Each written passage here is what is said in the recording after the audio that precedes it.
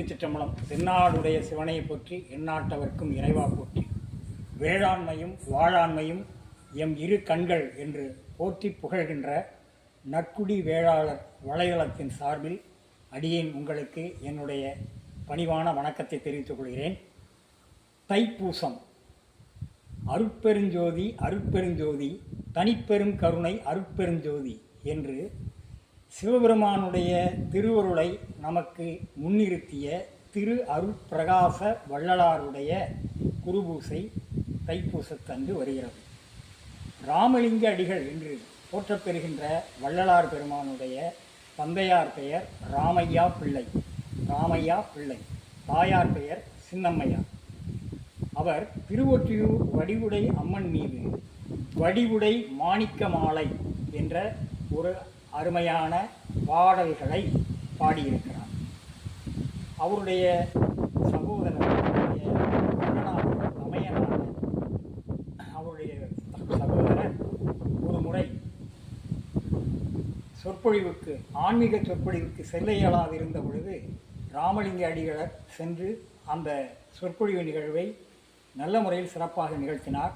மேலும் ஒரு முறை அவர் வீடு திரும்புகிற பொழுது இரவு வெகுநேரம் ஆகிவிட்டபடியால் அவருடைய மதினியார், அவருடைய அண்ணனுடைய மனைவியான அண்ணியார் அவருக்கு உணவு அளித்து வந்த காலத்திலே, அவர் தந்தையார் இறந்த காரணத்தால் அண்ணன் அவரை படிக்க வைத்து அண்ணனோடு சேர்ந்து ஆன்மீகத்தில் மிகுந்த ஈடுபாடு கொண்டிருந்த வள்ளல் பெருமான் தன்னுடைய அண்ணியார் சமைத்து தந்த உணவை சாப்பிட்டு வந்தார்.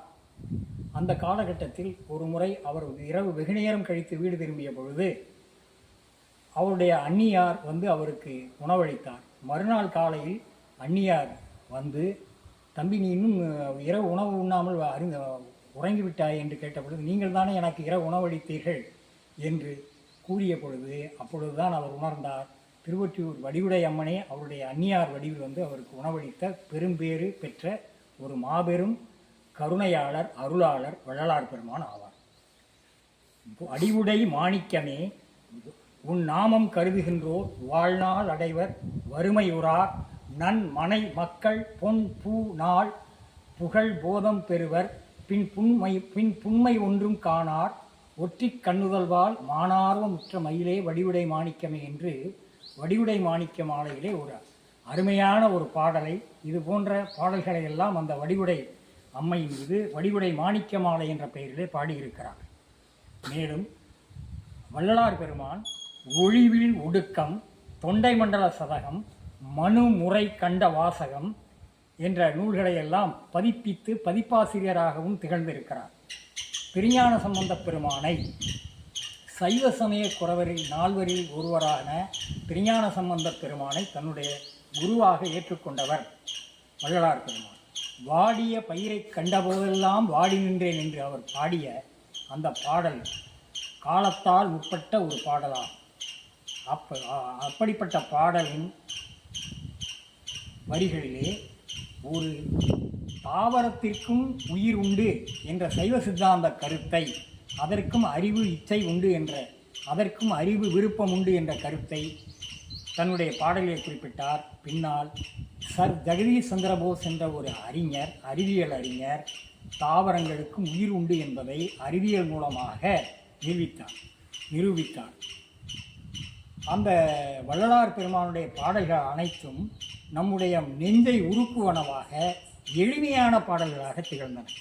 கல்லார்க்கும் கற்றவர்க்கும் கழிப்பு அருளும் கழிப்பே, காணார்க்கும் கண்டவர்க்கும் கண்ணளிக்கும் கண்ணே, வல்லார்க்கும் மாட்டார்க்கும் வரமளிக்கும் வரமே, மதியார்க்கும் மதிப்பவர்க்கும் மதி கொடுக்கும் மதியே, நல்லார்க்கும் பொல்லார்க்கும் நடு நின்ற நடுவே, நரர்களுக்கும் சுரர்களுக்கும் நலமளிக்கும் நலமே, எல்லார்க்கும் பொதுவில் நடமிடுகின்ற சிவமே, என்னரசே யான் புகழும் இசையும் அணிந்த அருளே என்று ஒரு எளிய தமிழிலே அனைவருடைய நெஞ்சங்களிலும் இறைவனுடைய அந்த திருவுருளை கொண்டு சேர்க்கிற பாடல்களை, கொண்டு செல்கிற பாடலை தந்தவர் வள்ளலார் பெருமான். அது மட்டுமல்லாமல் இப்பொழுது எத்தனையோ இயக்கங்கள் பக்தி என்ற பெயரிலே, எத்தனையோ சாமியார்கள் பக்தி என்ற பெயரிலே உருட்டும் புரட்டும் நடத்தி கொண்டிருக்கிற இந்த வேளையிலே வள்ளலாருடைய ஒரு பாடலை உங்களுக்கு நினைவுபடுத்துகிறேன். பன்னீர் மொழியடியார் பரவி வாழ்த்தும் பாத மலர் அழகினை பாவி பார்க்கின் கண்ணேறு படுமென்றோ கனவிலேனும் காட்டென்றால் காட்டுகிறாய் கருணை இதோ.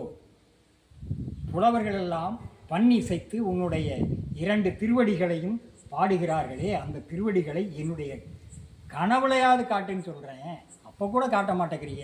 ஏன் உன்னுடைய திருவடி மலர்களை பார்த்து நான் அதில் கந்தருஷ்டி பற்றுவேன், கண்ணீர் பற்றும்னா காட்ட மாட்டேங்கிறேன்னு சொல்லி கனவில் கூட இறைவனுடைய திருவடியை காணவில்லை என்பதை வள்ளலார் பெருமான் நமக்கு எடுத்து காட்டுகிறார். ஆனால் இன்றைக்கு எத்தனையோ சாமியார்கள் என்ற பெயரிலே இருக்கிற புரட்டுக்காரர்கள் நான் கடவுளை நேரில் கண்டேன், நானே கடவுள் என்று சொல்லிக்கொண்டு திரிகிறார்கள். அது மட்டுமல்லாமல் தில்லையம்பலத்திலே நடமிடுகின்ற நம்முடைய இதயத்திலே திருக்கூத்திடுகின்ற நடவரச பெருமானை மன்றினிடை நடன்செய் மாணிக்க மாமலையே வென்றிமழு கையுடைய வித்தகனே என்று என்று கன்றின் அயர்ந்து அழும் என் கண்ணீர் துடைத்தருள என்று வருவாய் ஐயா எழுத்தறியும் பெருமானே ஒற்றி எழுத்தறியும் பெருமானே என்று திருவொற்றியூரில் இருக்கிற எழுத்தறியும் பெருமானுடைய திருவடிவத்தில் நடவரச பெருமானுடைய திருக்கூத்தை கண்டு நம் கண்முன்னே நடவரசனுடைய அந்த திருக்கூத்தை கொண்டு காண்பிக்கிறார் வள்ளலார் பெருமான். திருவாசகம் நெஞ்சை உருக்கும் பாடல்களை கொண்ட அனைத்து பாடல்களும் நம்முடைய நெஞ்சை உருக்குவனவாக அமைந்துள்ளன. அதுபோலவே வள்ளலார் பெருமான் அருளிய திருவருட்பாவும் திருவாசகத்தை போன்று நம் நெஞ்சை உருக்குவனவாகும். எனவேதான் திருவாசகத்தை இயற்றிய மாணிக்கவாசக பெருமானை பற்றி பாடுகிற பொழுது வள்ளலார் பெருமான் வான்கலந்த மாணிக்க வாசக நின் வாசகத்தை நான் கலந்து பாடுங்கால் நல் கருப்பம் சாற்றினிலே தேன் கலந்து பால் கலந்து செழுங்கனித்தீன் சுவை கலந்து ஊன் கலந்து உயிர் கலந்து புகட்டாமல் இனிப்பதுவே என்று திருவாசகத்தினுடைய சிறப்பை, மாணிக்க வாசகருடைய மேன்மையை, மாணிக்க வாசகருக்கு சிவபெருமான் அருளி செய்த அருள் திறத்தை நமக்கு கண்முன்னே கொண்டு நிறுத்துகிறார். வள்ளலார் பெருமானுடைய வாழ்விலே ஒரு அருமையான நிகழ்வு. ஒரு சாமியார் ஒருவர் நிர்வாணமாக அமர்ந்து கொண்டு அந்த பகுதியில் செல்கிறவரெல்லாம் பார்க்கிற பொழுது இதோ நாய் போகிறது, இதோ பன்றி போகிறது, இதோ கழுதை போகிறது என்று கூறிக்கொண்டிருந்தாராம். ஒரு நாள் அந்த வழியாக வள்ளலார் பெருமான் திருவொற்றியூரிலே இருக்கிற அப்பனையும் அம்மையப்பனை தரிசிக்க சென்ற காலத்தில் இதோ மனிதன் போகிறான் என்று ஓடி சென்று தன்னுடைய நிர்வாணத்தை மறைப்பதற்கு ஆடையை தேடியிருக்கிறார். அப்படிப்பட்ட ஒரு நிர்வாண சாமியாரால் ஒரு சிறந்த ஒரு மனிதராக, ஒரு மாமனிதனாக, ஒரு அருள் நிறைந்த அருள் பிரகாசமாக தோன்றியவர் வள்ளலார் பெருமான். பிறகு அந்த நிர்வாண சாமியாருக்கு உடுத்த ஆடை கொடுத்து உண்ண உணவளித்து அவரை பெருமைப்படுத்தினார் என்று ஒரு வரலாறு. அது மட்டுமல்லாமல் ஆறுமுகநாவலர் என்பவர் யாழ்ப்பாணம் அவர் பெரிய சைவ சித்தாந்த பேரறிஞர். அவர் கடலூர் சார்பு நீதிமன்றத்தில் ஒரு வழக்கிலே திருவருட்பா எழுதிய வள்ளலார் பெருமான் மீது ஒரு வழக்கை தாக்கல் செய்த பொழுது அந்த வழக்கிலே அந்த வள்ளலார் சற்று தாமதமாக வந்த பொழுது அந்த வழக்கை தொடுத்த பிராது கொடுத்த ஆறுமுகநாவலர் உட்பட அனைவரும் எழுந்து நின்றதால் அன்றைக்கு அங்கே நடுவராக, ஜட்ஜாக, நீதிபதியாக இருந்த ஆங்கிலேயர் பிராது கொடுத்த, அவர் மீது வழக்கு தொடுத்த, புகாரளித்த நீர் உட்பட அனைவரும் எழுந்ததனால் அவர் ஒரு மாபெரும் மகானாக இருக்க வேண்டும், ஆகவே வழக்கை தள்ளுபடி செய்கிறேன் என்று குறிப்பிட்டார். இந்த அளவு ஒரு ஞானி வள்ளலார் நமக்கு தைப்பூசத்தன்று அவருடைய குருபூஜை வருவதனால் தனிப்பெரும் கருணையான சிவபெருமானை பற்றி அவருடைய பாடல்களை தந்து சிவபெருமானுடைய திருவடிகளை நாம் என்றும் நினைத்து கொண்டிருப்பதற்கு